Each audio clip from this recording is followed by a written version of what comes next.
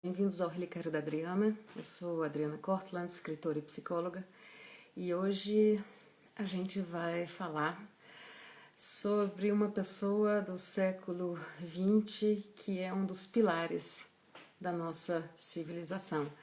E ele já está chegando, o convidado. Quando eu falei a gente, é a gente mesmo. O Vitor Borges, ele está entrando aqui agora.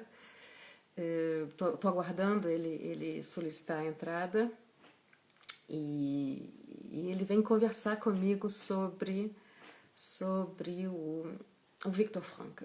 Qual é a ideia? E ele está chegando.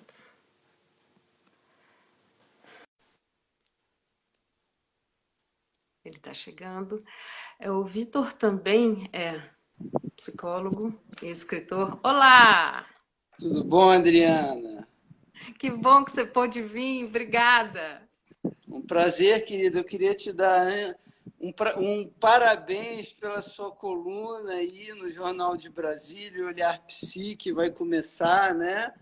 Uma coluna impressa, vou estar acompanhando aí com muito prazer e satisfação. Parabéns, querida. Brigadão, brigadão. Eu também estou muito feliz com essa chance, com essa possibilidade de divulgar o Olhar Psi, né? Sim, importantíssimo, sem dúvida. E a coluna do Jornal de Brasília, o Relicário da Adriana aqui, eu acho que essa coisa toda faz parte do meu mundo de reflexões. Você já participou de uma live aqui há um tempo atrás, quando a gente conversou sobre o seu livro Zumbilândia, lembra? Sim, Foi, sim. foi muito lindo e agora está aí você de novo. Agradeço a você a ideia de trazer Viktor Frankl aqui para o Relicário, porque... Bom, primeiro eu vou explicar para o pessoal o contexto do que a gente vai falar, da onde vem essa ideia de falar de antropoceno.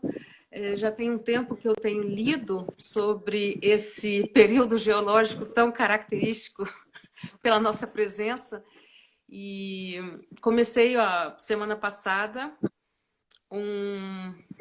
uma série, ou seja, são partes onde eu vou conversar, trazer pessoas e tudo mais para falar sobre metamorfoses para o antropoceno. Então, situando quem já está aí, situando brevemente o que eu quero dizer com isso. Bom, metamorfose como a grande palavra para processos transformadores. Antropoceno, uma era geológica que a gente começou a cunhar na época da Revolução Industrial, ou seja, tem 230, 240 anos. É uma era geológica mínima, é uma nano-era geológica em comparação com aquelas outras que duram bilhões de anos, porém ela tem um impacto imenso pela nossa presença extrativista e exploradora de recursos da Terra. Então, o que isso traz para todo mundo, né? Para tudo que vive, desde do mundo mineral, vegetal, animal, incluindo a gente, nós somos animais. O que isso quer dizer? Aí, na semana passada, eu trouxe um pouco da visão do Ailton Krenak, né, que no caso, ele tem um livro muito lindo chamado Ideias para Adiar o Fim do Mundo, onde ele fala do antropoceno. Aí você fez um comentário, né, naqueles comentários que a gente escreve embaixo, pensando em Viktor Frankl, e aí veio a ideia de convidá-lo. Muito bonito. É aquelas coisas que a gente se fala, por que eu não pensei nisso antes? Porque o Viktor Frankl, e eu vou apresentá-lo aqui rapidinho antes de passar a palavra para você, ele é realmente um pilar do século XX, não só pelos pensamentos, como pela vida que ele pautou, que ele viveu sempre em busca de sentido. A sua grande obra é o livro O Homem em Busca de Sentido, escrita depois no pós-guerra, mas ela vem trazendo uma história de vida que começa antes da experiência dele de campos de concentração, começa na experiência dele como médico, como psicólogo, como neurologista, psiquiatra. E ele foi um grande pensador sobre o sentido da vida. Então, e a experiência, né, de 4 campos de concentração em 3 anos, a perda de toda a família e tudo que ele pôde vivenciar com muita lucidez nos campos de concentração, deram com certeza uma ratificada em tudo o que ele vinha pensando e trabalhando antes. Para te passar a palavra, eu gostaria ainda de ler 5 frases dele que eu fiz em tirinhas de papel e acabaram virando marcadores de página de livros meus, porque são muito inspiradoras, principalmente nesse momento de confinamento. A primeira: tudo pode ser tirado de uma pessoa, exceto uma coisa: a liberdade de escolher sua atitude em qualquer circunstância da vida. Segunda frase: nós podemos descobrir o significado da vida de 3 diferentes maneiras: fazendo alguma coisa, experimentando um valor ou amor, ou sofrendo. Terceira frase: quando a situação for boa, desfrute-a. Quando a situação for ruim, transforme-a. Quando a situação não puder ser transformada, transforme-se. Mais uma frase, quarta frase: quem tem um porquê, enfrenta um como. Quinta frase: quando não podemos mais mudar uma situação, somos desafiados a mudar nós mesmos.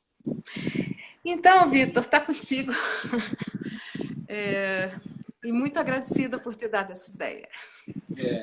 Esse autor da psicologia, Adriano Viktor Frankl, eu venho tendo a oportunidade de me aprofundar na obra dele hoje, né, depois de tanto tempo, e tem sido uma verdadeira descoberta, porque ele é um autor que estabelece uma psicoterapia a partir do espírito, né? Ele já não é um autor preocupado com uma psicologia profunda, mas uma psicologia das alturas, né? Então, ele procura um sentido de elevação para o ser humano.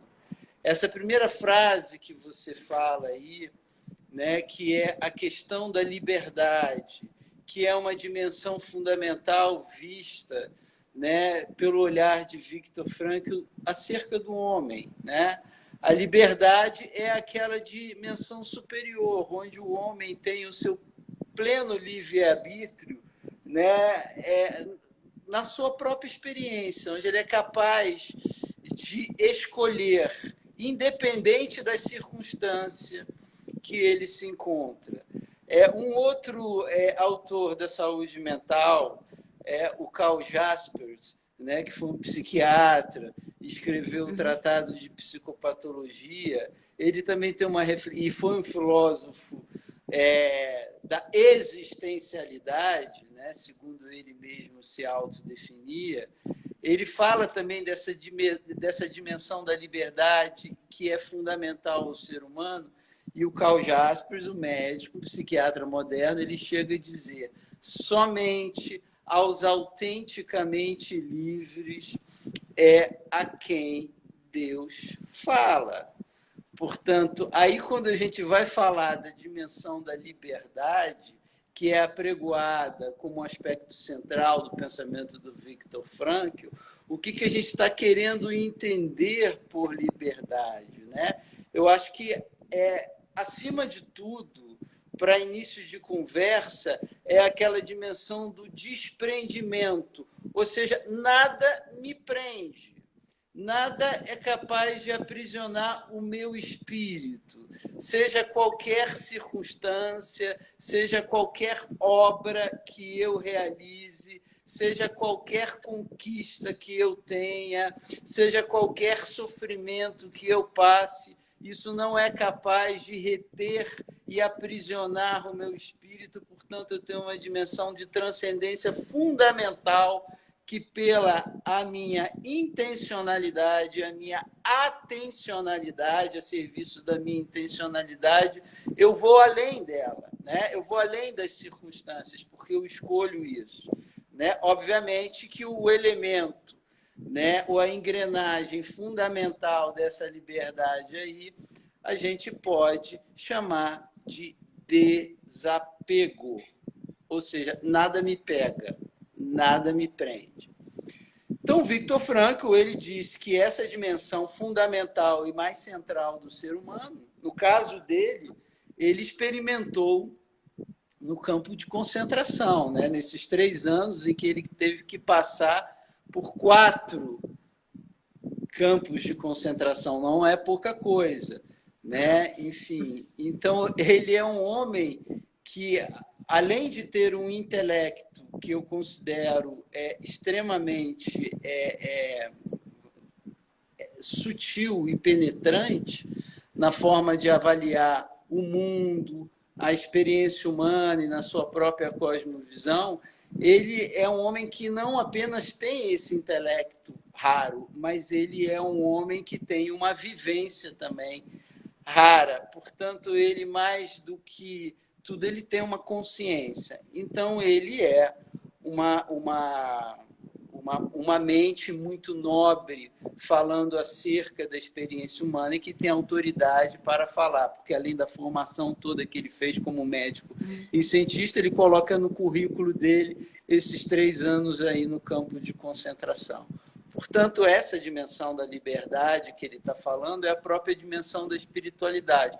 O homem, ele é essencialmente livre, né? E até que ponto nós podemos relacionar isso com a questão do antropoceno, não é verdade? Enfim, porque o homem, ele é um ser criador, ele é uma criatura criadora. Obviamente, por ele ter esse predicado, que o coloca num lugar absolutamente central no tecido da realidade do cosmos, o coloca também numa dimensão de tremenda responsabilidade. Portanto, o impacto dele no meio ambiente é imenso, porque ele cria. Agora, a questão fundamental, Adriana, é até que ponto ele está aprisionado nas suas criações, até que ponto ele não está livre e não transcendeu aquilo que ele cria, que são os próprios elementos da cultura humana que o prendem, né? O ser humano, ele é um ser que ele é preso pela criação dele, né? Basta andarmos numa grande cidade em que a cultura humana está, vamos dizer assim, nos abraçando de todos os lados. Vamos pensar numa grande cidade, Nova York. Quantas coisas prendem a mente no homem quando a gente anda, né, pelas ruas de Manhattan, por exemplo, não é? Enfim, estou dando um exemplo aqui, né? Então, o homem, ele tem esse poder de criar, mas ele ainda não consegue desenvolver a consciência da liberdade sobre aquilo que ele cria. E aí eu acho que é o contato do Viktor Frankl com o tema tão pertinente do antropoceno, né? Então, essa dimensão da liberdade fundamental, Adriana, que a gente precisa resgatar, principalmente na psicologia, né? Porque a mentalidade atual do homem é uma mentalidade extremamente sensualista que confunde liberdade com libertinagem. Ou seja, eu sou livre, eu não preciso ter moral, eu faço o que eu quiser, enfim, eu experimento o que eu quiser. Não, eu estou experimentando, eu estou fazendo o que eu quero, mas, ao mesmo tempo, eu estou me viciando e me aprisionando no processo. Eu não estou desenvolvendo a coisa que me domina, né? Enfim, então, eu acho que essa questão da liberdade passa por aí, conforme a compreensão de Viktor Frankl. Mas eu já não me lembro da segunda frase nem das outras. Você vai tem problema. Mas tem uma equaçãozinha aí que você colocou que eu acho que a gente podia conversar, que é a questão da liberdade para criar e, ao mesmo tempo, do despojamento. Assim, essa questão para mim, uma questão-chave atualmente. O que é, ao mesmo tempo, estar nessa sociedade que nos oferece tanto, e todo esse aparato tecnológico do antropoceno trouxe tantos benesses também. Não se trata aqui de massacrar e marretar as conquistas. Sim. E, ao mesmo tempo, trabalhar consciência e despojamento. A segunda frase. Nós podemos descobrir o significado da vida de 3 diferentes maneiras. fazendo alguma coisa, experimentando um valor ou amor, ou sofrendo e É, sofrendo. são as três dimensões fundamentais que produzem e promovem a consciência humana, né? Fazendo alguma coisa, obviamente, que é a minha aptidão, né? Eu tenho uma dimensão do fazer, do criar, do produzir. Eu tenho uma potência humana, ou tenho alguns potenciais dentro de mim que eu preciso primeiro me conscientizar, a eles me conectar e saber reuni-los na minha experiência para eu poder produzir algo que esteja relacionado à minha própria originalidade, né? Então, fazer algo nesse sentido. Fazer algo é uma dimensão do espírito do homem, é algo espiritual, em razão do ser humano ser uma criatura criadora, né? Enfim, a segunda coisa que você colocou aí, que enfim, um sentido, é isso, encontrar um propósito, um sentido, é essa a segunda questão? Experimentando um valor ou amor, experimentando valor ou amor e sofrendo, ou seja, Tá. fazer, experimentar valores ou amor e sofrer. E a questão do experimentar o valor, né, e o amor. Isso é uma dimensão fundamental, porque essas coisas estão interligadas, né? Enfim, eu só vou poder amar um valor, né? E à medida em que eu valorizo esse valor, eu estou amando. Mas aí a gente entra numa dimensão que o Viktor Frankl deixa implícita na obra dele, e que um outro psicólogo, eu penso que converge, né? Que é o pai do humanismo, o Abraham Maslow, que vai falar acerca da importância dos chamados valores B, valores do ser, being, ser, né? Ou os metavalores, né? Que é o belo, o bem e o verdadeiro. Sócrates, lá no discurso dele, no banquete de Platão, ele já vai falar de uma beleza verdadeira.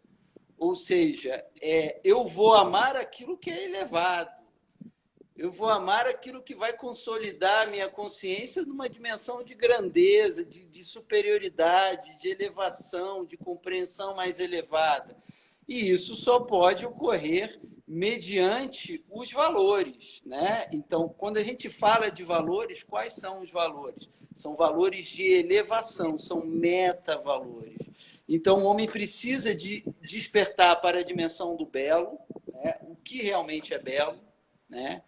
É belo apenas na forma? É belo apenas por fora? Ou é belo inteiramente por dentro, né? Também, ou seja, não é apenas uma bela forma estética, mas também um belo pensamento, um belo caráter, uma bela disposição humana, um belo comportamento, uma bela atitude. Ou seja, é isso que vai me colocar em contato com a ordem dos valores. E o belo, o bom e o verdadeiro, na verdade, são manifestações do ser, os valores superiores. Quando a gente fala do ser, o ser ele é bom e ele é belo, né? Estou falando aqui do ser do ponto de vista transcendental, do ser divino. O Viktor Frankl tem um livro muito bonito chamado A Presença Ignorada de Deus, em que ele vai trabalhar essas questões, né? Enfim, então os aspectos do ser.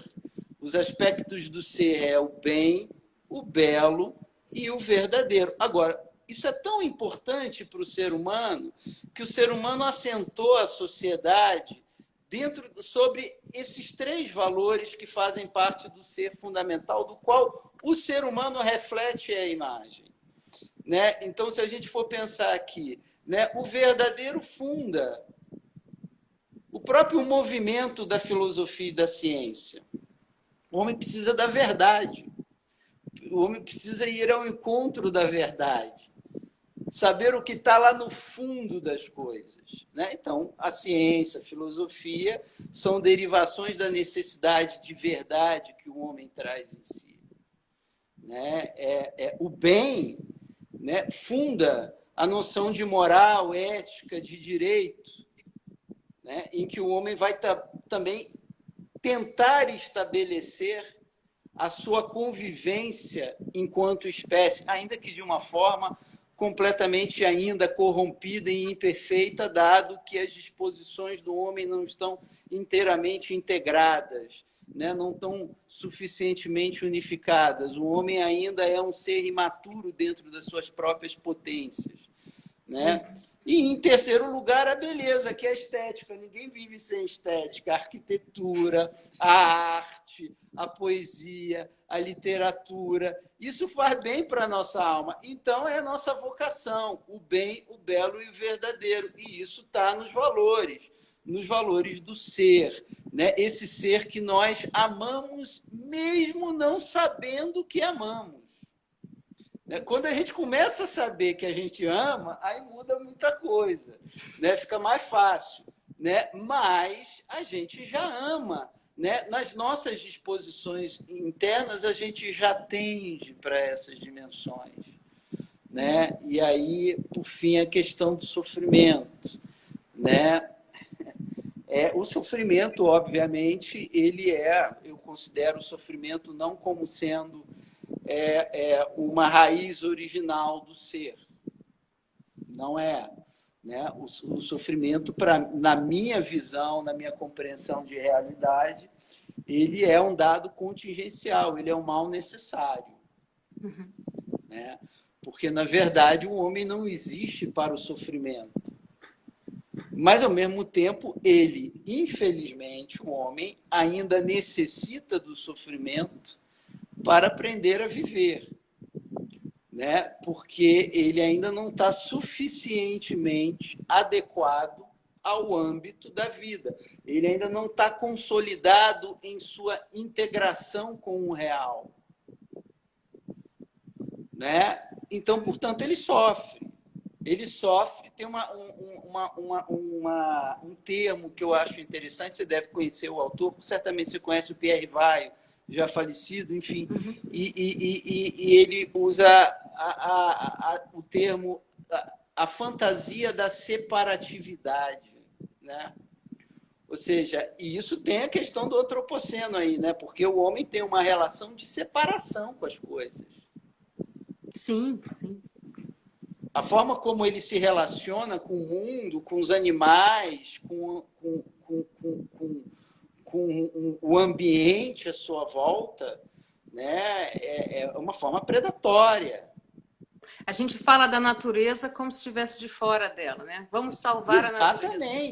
Exatamente. Não conectado, e não incluso, e não em celebração, em linguagem de concórdia e uma linguagem sacramental com a natureza, né? Então, o homem caça os animais, né? O sujeito que vai ficando sensível na vida, vai se sensibilizando nas conexões, não consegue ver um animal sofrendo, né? Então, isso já fala de uma insensibilidade, de uma separação, de um grau de alienação, né? Então, o sofrimento, ele surge o quê? Ele surge como sendo aquela medicação necessária para tentar levar o homem de volta para uma conexão em que ele insiste em se desconectar. Bom, essa insistência na desconexão vem, né, das próprias vinculações do homem, né, com o poder. Né, que aí entra uma questão importante no pensamento do Frank. O homem vai se realizar na ordem do sentido e não na ordem do poder. Não é? Enfim. Então, deixa eu te perguntar uma coisa. A questão do valor, né? Como enraizar valores, e você deve ver isso constantemente no seu consultório, como trabalhar em si mesmo o enraizamento de valores num mundo líquido, num antropoceno que consome vorazmente, onde tudo é objeto de consumo, inclusive o próprio ser humano como um ser de produtividade. Eu vejo no consultório, por exemplo, no meu consultório, pessoas que têm problemas sérios quando não estão produzindo. Ou seja, a gente tem essa relação de produtividade, de consumo voraz, num mundo líquido, onde o que era importante há 5 anos atrás, hoje não existe mais, e por aí vai indo. E, ao mesmo tempo, uma necessidade, como o Frankl fala, de se enraizar em valores. Como você vê essa equação bem esquisitinha? Pois é, Adriana.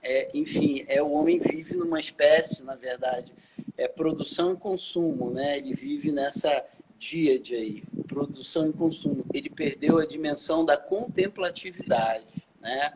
Ou seja, essa dimensão do contemplar, do acessar, do penetrar no sentido das coisas.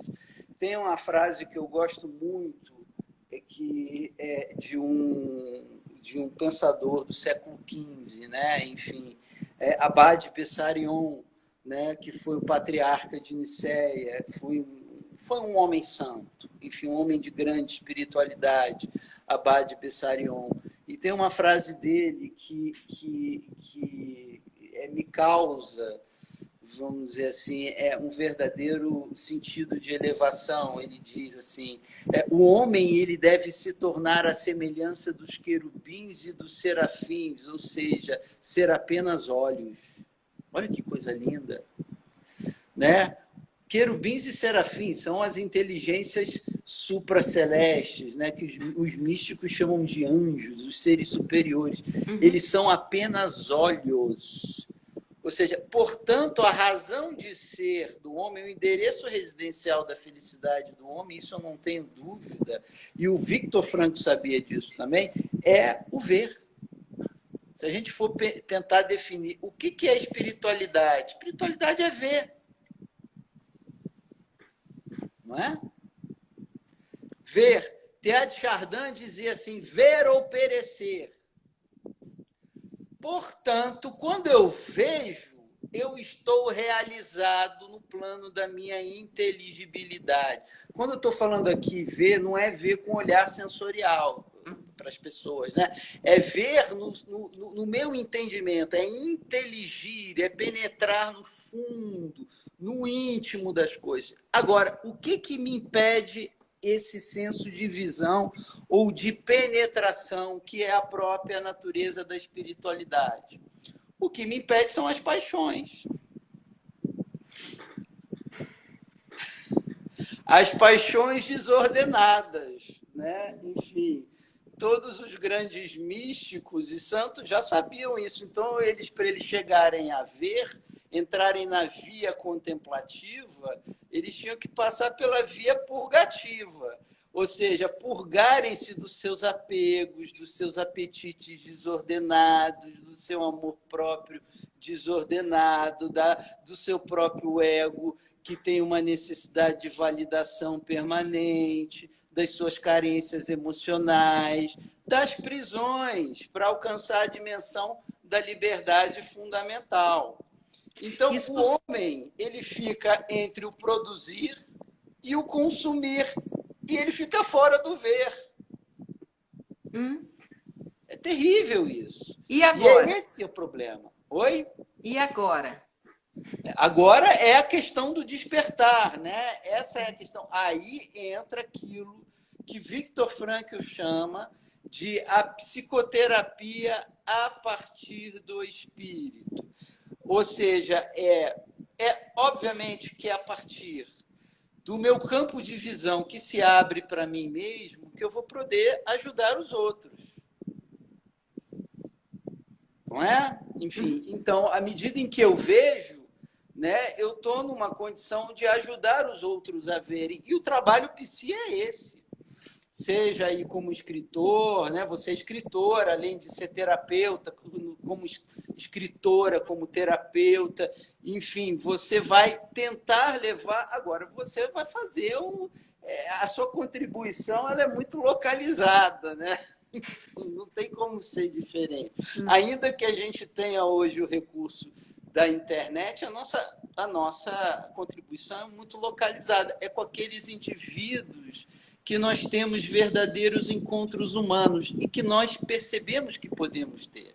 assim como essa troca que nós estamos tendo aqui e outras pessoas estão participando, não é? Sim. Enfim, então aqui a gente está trabalhando essas questões que vão contribuir para esse ver, esse despertar, esse enxergar. E enquanto o homem produz para consumir, ele está numa ciclotimia, né? Alienante. Ele pode produzir, ele pode consumir, mas desde que isso não iniba o seu ato de ver, de aprender. Bom, como que vamos exercitar essa visão, né?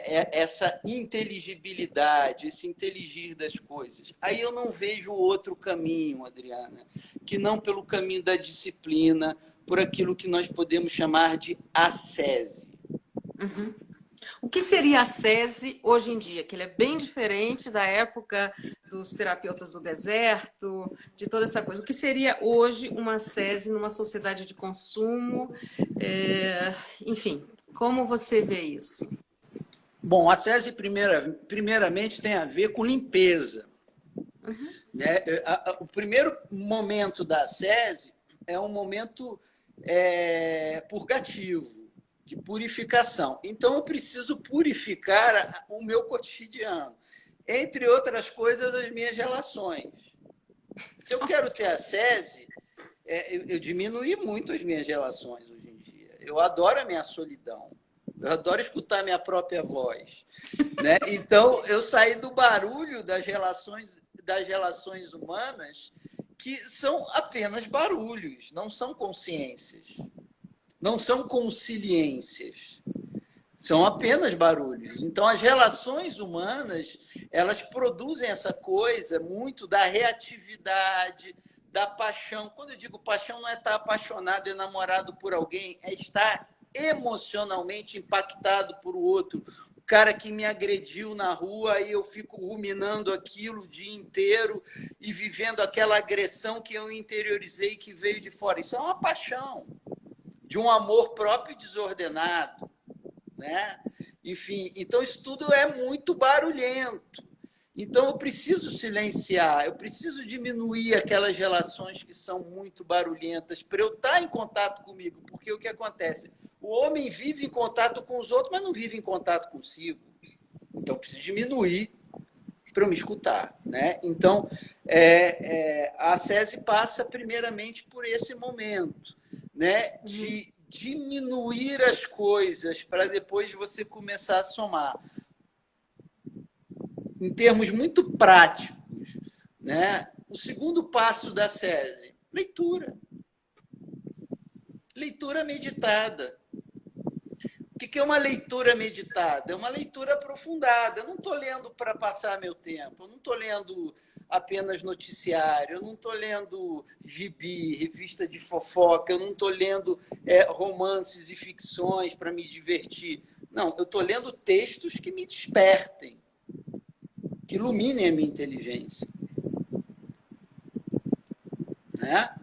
Enfim, então, à medida em que eu começo a ter esse tipo de leitura e consumir esse tipo de leitura, essas leituras vão despertando a minha visão. Né? Enfim, eu vou penetrando, a minha inteligência ela vai sendo aquecida por uma boa leitura. E hoje se lê muito pouco. Né? Enfim. E isso faz parte da SESI. Né? Então, isso tudo eu faço muito solitariamente. Eu posso fazer isso também em experiência de grupo. A gente tem a participação de leitura em grupo. Aliás, eu estou tendo a satisfação de estar podendo trabalhar o Viktor Frankl num grupo, né? Com amigos, com colegas, terapeutas, em que a gente se encontra uma vez por mês para poder discutir capítulos a capítulos de uma determinada obra dele, no caso, Psicoterapia e Sentido da Vida. Então, esse encontro, né, do inteligir, que a gente vai ao encontro dos outros, é maravilhoso poder ter isso. Né? Então, a gente vai começando a desenvolver esse olhar que se afina. né? E à medida em que a gente desenvolve esse olhar, a gente fica mais feliz. O endereço residencial da felicidade do homem está no olhar do homem, né? Ou seja, o ver que vai me tornar feliz, né? Maravilhoso.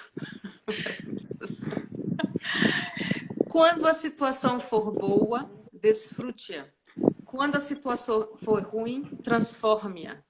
Quando a situação não puder ser transformada, transforme-se. Isso é forte. Isso é o que ele viveu, né? Enfim, existem determinadas situações boas, aí entra uma questão do discernimento que é bom, né? Bom, aquela baladinha de sábado à noite, eu não sei mais se é bom para mim, não. Eu não sei se eu estou mais disposto a isso. Enfim, existem certas coisas que antes me traziam alegria, mas que eu preciso abandoná-las, penso eu, né? Pelo menos isso no meu caminho, Adriana. Diversão, portanto, eu não sou contra a diversão, eu sou a favor da diversão, eu gosto de um bom entretenimento, mas qualificar as diversões é muito importante, é saber desfrutar. Eu preciso desfrutar do bom, do belo e do verdadeiro, acima de tudo, na minha opinião, né? Tem gente que está desfrutando de muita coisa feia por aí, enfim, e de coisas que não são boas, né? Então,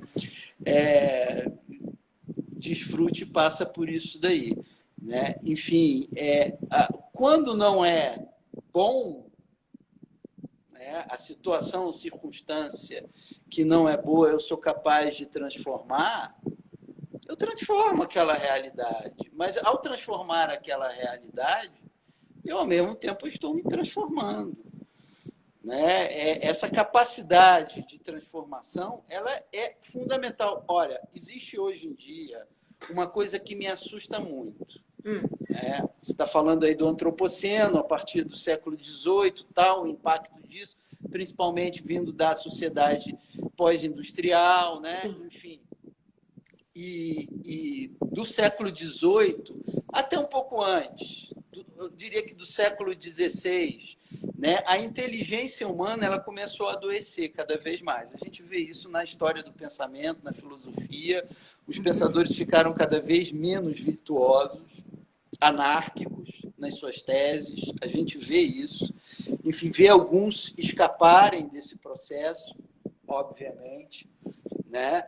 Enfim, mas há um adoecimento do inteligir. E quais são os elementos, os sintomas desse adoecimento da inteligência humana moderna? Né? Primeiro, o reducionismo. Certo. Né? O reducionismo, ou seja, que tira a dimensão do transcendente da vida porque não tem domínio sobre isso. Né? Segundo, né, o relativismo. Não há a verdade.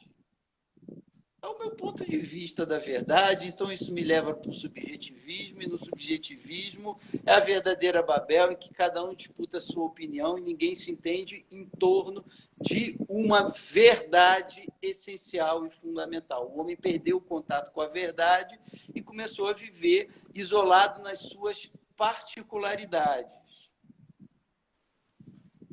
Depois do relativismo, outro sintoma de adoecimento, o determinismo. Você sabe onde está muito presente o determinismo? Na psiquiatria. Sim. Fulano, olha, o seu diagnóstico é de transtorno bipolar. Você nasceu assim, né? Você tem um problema, o problema é no cérebro, né? Ou seja, as suas taxas aí de serotonina, dopamina, você tem esse problema, então você precisa equilibrar. O Viktor Frankl, ele chama isso de redução do homem, né? E ele combate isso sendo um psiquiatra. Quando eu digo que o sujeito, por exemplo, transtorno de déficit de atenção, que é uma invenção do último decênio aí, enfim. Eu sou assim. Então não preciso prestar atenção no que você fala, não preciso me comprometer com nada, porque eu tenho transtorno de déficit de atenção, enfim. Então, esse determinismo é um fator de adoecimento da inteligência do homem e tira a sua dimensão da liberdade, que foi o início do nosso papo aqui, Sim. né? Enfim. Então, o homem não se transforma. O homem não vive as suas metamorfoses. Né? Eu já vi, na minha experiência clínica e pessoal, pessoas que estavam, vamos dizer assim, com grau de psicose se tornarem integradas e centradas. Eu já vi esse tipo de cura acontecer, de transformação acontecer. Então, quando a gente entra com o determinismo, a gente fala que o homem não se transforma. E o determinismo leva para onde? Para o fatalismo. Sim. E o fatalismo, por sua vez, ao suicídio. É o que está acontecendo na nossa época, um número crescente, imenso. Até criança está se matando hoje em dia. Porque é a visão da realidade que essas crianças pegam dos pais, da sociedade, da escola, sei lá, das experiências dela, que ela escolhe. É uma visão fatalista, de tudo ou nada. Né? Enfim, então, esse é o grande problema, né? Um homem que não vê mais em si a possibilidade de que o seu sofrimento, primeiro, seja momentâneo e que, a partir do seu sofrimento, ele pode se transformar. Tem uma frase muito, muito bonita de um místico e poeta persa, Jalaluddin Rumi, que viveu no século XIII, que ele diz o seguinte, né? Ele é do sufismo, ele diz, quando o coração chora o que perdeu, o espírito se alegra com o que achou. Aí está o sofrimento. O sofrimento é um despertar espiritual, é uma oportunidade do despertar, através de tensões psíquicas necessárias que vão me incomodar, que vão me castigar, para que eu encontre um bem maior, para que eu suba na minha idade existencial. Né? Então, ou seja, a gente está falando do reconhecimento, da criação de um sentido para o sofrimento, que é a próxima frase do Frankl, que é quem tem um porquê enfrenta qualquer como. Exatamente. Né? Exatamente. Adriana, eu fiz um estudo nesse ano, aproveitando essa época de confinamento, deu para a gente ler bastante, né? Enfim, mas eu fiz um estudo, né, sobre as atas martirológicas dos 3 primeiros séculos. Uau! Né, que são os mártires, né, cristãos, né, eram jovens, eram mocinhas, eram homens e mulheres idosos, idosas, né, que foram martirizados das formas mais desumanas possíveis, mas eles iam para o martírio cantando com uma força interior e com uma integridade de alma tremenda. Onde é que eles encontraram isso daí? Que psicologia superior é essa? Né? São documentos das atas romanas, né? Durante aqueles primeiros governos. Começou lá com Nero, passou por Domiciano, Diocleciano, Valentino e vários imperadores que passaram um rodo geral nessa cristandade nascente. E de onde que vinham isso? De onde que vem a força para eles irem para o martírio? Você vê a história de felicidade perpétua, você fica assim de cara, meu Deus, essas mulheres, essas jovens heroínas, de onde que vem essa força psíquica? Do encontro com o sentido, do encontro com o Logos, né? E aí a gente está aproximando do Natal e o Logos se fez carne e habitou entre nós, né? Como diz ali o credo cristão. Exatamente isso, o Logos se fez carne para eles, estava ali encarnado no fundo deles, né? Então, esse encontro com o sentido torna o homem livre em relação a qualquer sofrimento. Ele deu o verdadeiro passo em direção à sua dimensão de liberdade, que é a sua dimensão de essencialidade, né? Tem um trecho do Homem em Busca de um Sentido que eu... Na verdade, é um comentário sobre um trecho, um grande capítulo, que eu resumi, porque senão ia ficar complicado. Eu gostaria de trazer, porque tem muito a ver com o que você está falando.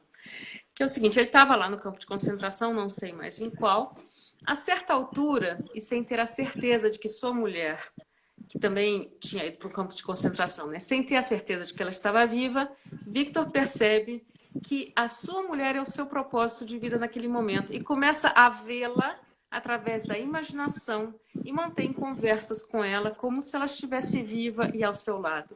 E ele percebe que através dessa troca imaginária ele ganha forças. Ou seja, naquele momento foi o sentido que ele conseguiu trazer para estar vivo naquela situação, ou seja, ele cria um sentido, sem ter qualquer possibilidade. Na verdade, ela estava no mesmo campo, mas tão separada, e eles não tiveram como saber, ele não soube quando ela foi executada. Mas ela permaneceu como sendo um sentido criado a partir de uma relação que existia, claro, de todo um contexto, ele não fantasiou assim ao léu, mas ele trouxe esse imaginário para ajudá-lo a criar sentido. Ser resiliente, né, naquele momento, né? Como é que a gente pode integrar isso, por exemplo, essa vivência dele, essa coisa, numa atualidade, num momento onde há confinamento, onde há um certo pessimismo em relação ao futuro, se tem vacina, não tem vacina, se a vacina tem sequela, não tem sequela, o que faz, o que não faz. Vai vir a terceira onda, que já se fala, né, que em março já vai explodir tudo de novo, enfim. Aí vocês já passaram pela segunda, já estão passando pela segunda. Você está na França, né? As pessoas não sabem, enfim. Tô na França, tem confinamento, vai ter um relaxamento, a gente fala vai ter o saidão do Natal, mas depois volta. Sim. Então, assim, sim. É como se fala. Mas, enfim, independente das questões, assim, existe a força do imaginário na criação de sentido, ou na fé, ou alguma coisa. Traz isso para todo o seu pensamento dele, antropoceno, enfim. Sem dúvida, não há sem dúvida nenhuma. E, na verdade, a força, né, o imaginário, ele é apenas, vamos dizer assim, a moldura para uma força interior que é o próprio amor. Né? Na verdade, quando ele evoca a lembrança da mulher dele, ele evoca ali, vamos dizer assim, um motivo para ele continuar vivo através da chama do amor. É isso que ele experimenta. Então, o amor ele é capaz de vencer. O amor é mais forte do que a morte, né? Diz o texto do Cantares. O amor é mais forte do que a morte, né? Então, ele evoca a lembrança da mulher dele. Na verdade, esse amor, a mulher está... Porque o amor faz com que o outro esteja em mim. Né? Enfim, eu costumo dizer, né, que eu não sou responsável, eu digo isso para alguns pacientes, olha, eu não sou responsável pelos sentimentos que eu tenho pela minha mulher. É ela que é. Né? Os sentimentos que eu tenho pela minha mulher, eu não tenho responsabilidade nenhuma, é ela que deve cultivar dentro de mim o meu amor por ela. Ou seja, é o ser dela que se imprime em mim. Assim como é o meu ser que se imprime no ser dela. Então, eu sou responsável pelo que ela sente por mim. Né? Então, o amor é isso. Né? Quando a pessoa está na posição do amante, ele lida ativamente com essas impressões. E, obviamente, que o Viktor Frankl já tinha uma profundidade humana, né, que foi testada nos 3 anos dele, nesses 4 campos de concentração que ele viveu. Né? Enfim, havia ali um tutano. O cara tinha tutano, o cara tinha ali uma seiva. Né? Porque ele, ao mesmo tempo, no relato dele, ele diz que existem outros indivíduos que se animalizaram e sucumbiram ao processo. Né? Agora, a gente não sabe definir por que uns sucumbem e outros transcendem. Isso é mistério, isso é de cada ser. Né? De toda forma, aqueles que estão mais abertos e evocados e se sentem mais convocados na ordem do amor, né, são aqueles que têm mais força interior para avançarem numa experiência de sofrimento, ainda que usem das suas potências internas para se sustentar nessa experiência em que estão sendo psiquicamente esmagados, né? Ou seja, ele usou do imaginário dele, né, do amor dele pela mulher dele, para ele poder suportar o sofrimento até o fim. Então, na verdade, ele lançou ali a isca dele no outro que ele ama, né, para ser puxado e não se deixar arrastar para aquele sofrimento, para aquela correnteza de sofrimento. Então, saber usar as nossas potências, né, Adriana? Isso é tão importante, né? Enfim, a impotência da imaginação, né? O que te faz escrever? O que te faz escrever? É você usar a sua potência. Você pega o seu potencial, a sua potência intelectual, imaginária, o seu universo interior, e você vai criando, né, um sentido. Portanto, você tem o poder de gerar um sentido a partir de si mesma, né? Porque você é um ser dotado de sentido, de logos. Você é anthropos logonekon, né? O ser que tem sentido, que tem fala e que fala, né? E fala porque tem sentido e porque tem algo a dizer, né? Enfim, então a gente tem essa dimensão. Agora, veja bem, o fator da disciplina eu acho muito importante para que a gente possa, né, encontrar as nossas potências humanas para vivermos bem, né? Me lembro muito um escritor americano, um psiquiatra americano, Scott Peck, ele diz: a disciplina nos protege do sofrimento. Concordo 100%. Eu tenho que ter disciplina intelectual, tem que ter trabalho. A vida não é diversão. Se eu achar que a vida é diversão, ou seja, eu vou dissolver. Antes de chegar na praia, eu já dissolvi. Eu não vou chegar à felicidade. Felicidade não é prazer, né? Ou seja, a psicanálise fala de vontade de prazer, né? A psicologia de Adler fala de vontade de poder. Viktor Frankl fala de vontade de sentido. O sentido é no logos que está a minha felicidade. Eu sou um ser a caminho da felicidade. Eu posso chegar lá ou não. Eu estou dentro de um berçário evolutivo. Ai, adorei. Vou usar. Eu vou usar, tá? O berçário evolutivo? Vitor, nós estamos a 7 minutos do corte final, porque só pode 1 hora, né? Então, gostaria de pedir para você, para fazer um fechamento desse nosso encontro, para não ser barrado assim, cortado, brutalmente, sim, a partir de uma finalização. Temos aí 7 minutos. E eu já vou terminando agradecendo a sua presença. Muito, muito, muito grata. Quando você me deu a entrevista do Zumbilândia, você falou que estava trabalhando num livro, né? Como anda?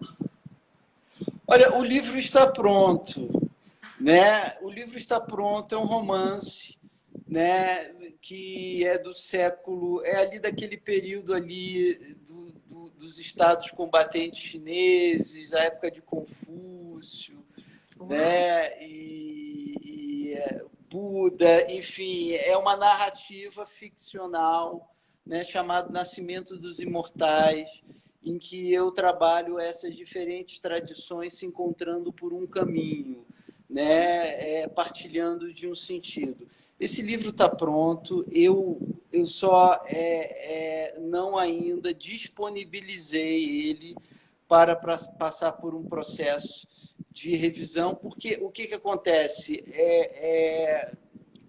Eu não sei, a publicação de um livro envolve um certo tempo e energia que você precisa colocar naquilo. Eu ainda não vi disponível uma energia para isso, apesar da obra estar pronta. Né? Enfim, vamos ver, pode ser que ano que vem ele saia. Enfim, eu gosto de fazer sempre quando eu termino um livro, Adriana, eu dou uma escondida nele, sabe? Eu deixo ele esfriar. Eu tenho esse hábito, é um hábito meu. né? Com Zumbilândia não foi assim, porque foi uma encomenda do Tagore, e aí eu escrevi aquilo dali por Hum.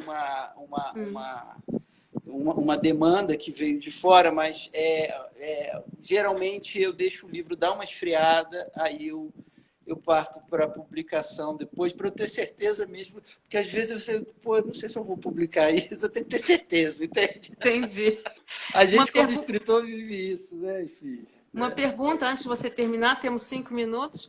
É, para Vitor, quando você fala de criação, você está falando de criação ou criação? Ó, o meu querido gentil, né? Muito Sim. querido, né? Enfim, com quem eu tenho tido o prazer de caminhar neste momento, né? Ele colocou criação com C minúsculo e com C maiúsculo, né? Foi o que eu vi aqui, né? Eu não consegui ver o resto da frase, né? Enfim, bom, existem ambas as criações. Agora, a criação com C maiúsculo não me pertence e nem, enfim, quero me ocupar dela, porque tudo está sendo criado por um intelecto infinitamente superior no qual eu estou incluso e ao qual eu me abandono. E quanto melhor eu me abandono, melhor eu crio conjuntamente a ele, né? Enfim, então eu me confio completamente a esse intelecto criador que é o ser, que é Deus, enfim. E essa descoberta é uma descoberta psicológica mais importante da existência humana, na minha opinião. A partir daí, eu faço minhas criaçõezinhas, que eu contribuo apenas, né? Aquelas diminutas criações, eu não quero atrapalhar, eu quero concriar, na verdade. Né? Apenas concriar, contribuir e não atrapalhar. Né? Eu poderia colocar assim, eu acho, penso eu. Tá bom, gente? Um grande abraço, querido. E que então a criação com C maiúsculo nos acompanhe nessas metamorfoses desses antropocenos e quais cenos ainda a gente traga para esse planeta. Pois é, exatamente isso. Né? E que, enfim, ocorrerá tudo bem, né? Apesar das dialéticas, das antíteses, das incoerências, das confusões, tudo chegará ao seu sentido de unidade, eu não tenho a menor dúvida disso. Tudo chegará ao sentido. Né? Te agradeço muito. Até a Foi um prazer. próxima. Até a próxima. Muito, muito, muito grata. Vamos nos falando, querida. Tudo de bom. Foi um prazer, tá? Prazer. Tchau.